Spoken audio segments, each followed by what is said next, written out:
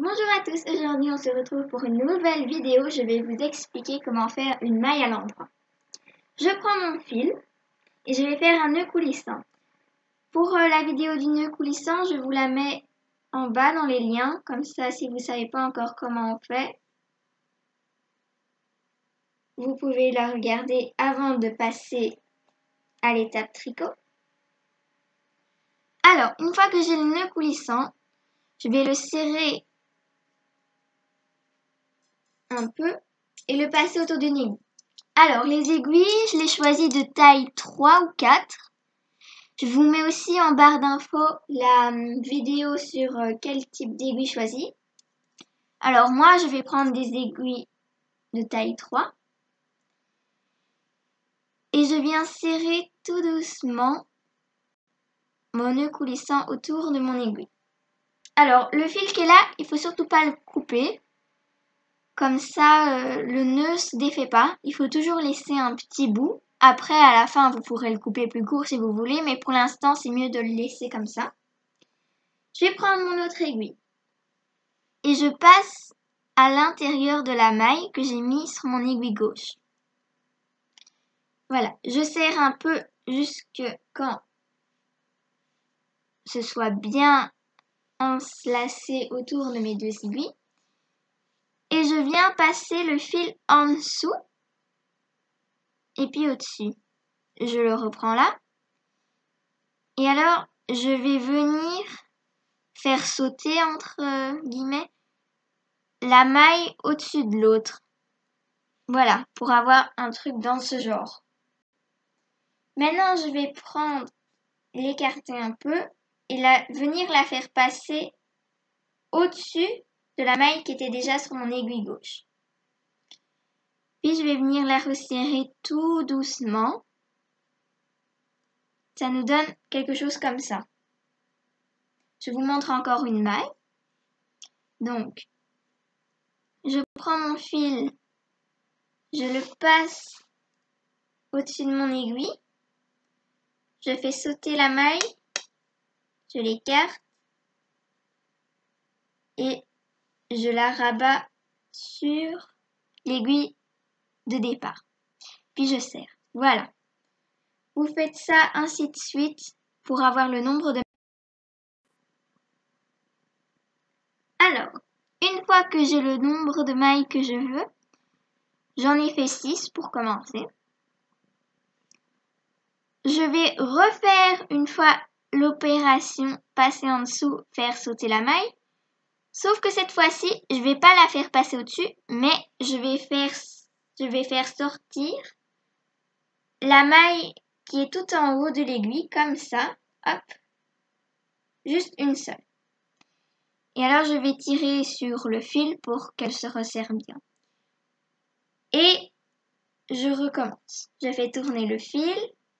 Je fais passer la maille au-dessus. Et je fais sortir de l'aiguille la première maille qui est en haut.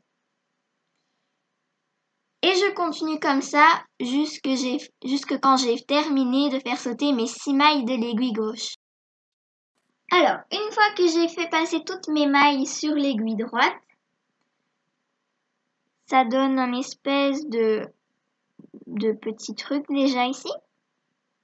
Donc là, on peut voir que ça commence à se former tout doucement. Cette aiguille, je vais mettre le fil de sorte que je puisse le prendre avec ma main droite, comme ceci. Et je vais faire la même chose que la rangée d'avant. Donc je refais passer ma maille, je la fais sauter et je laisse tomber la première maille d'en haut.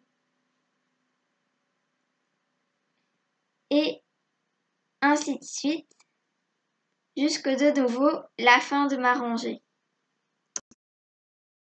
Et vous continuez ainsi, comme cela, jusque quand vous atteignez la longueur désirée. Une fois que vous avez atteint la longueur souhaitée, voilà, donc on voit clairement que ça a fait tout un tas de mailles rassemblées. On va pouvoir achever. L'achèvement, c'est simple. Je fais une maille normale.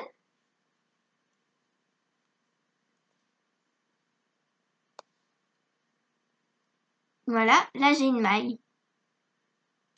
J'en fais une deuxième.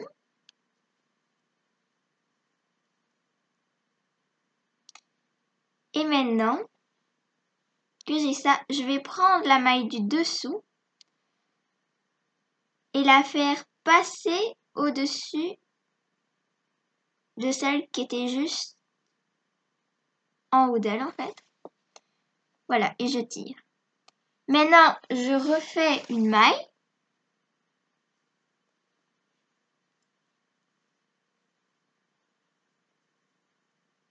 Et je fais passer celle du dessous au-dessus de celle du dessus.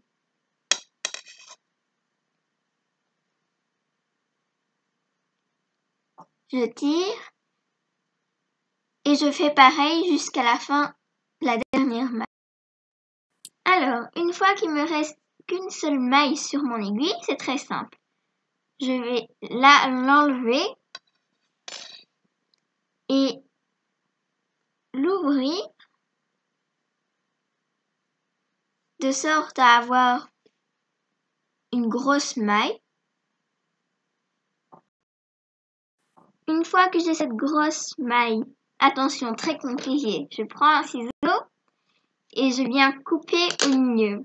Puis, le fil qui est relié à ma pelote, je vais le tirer.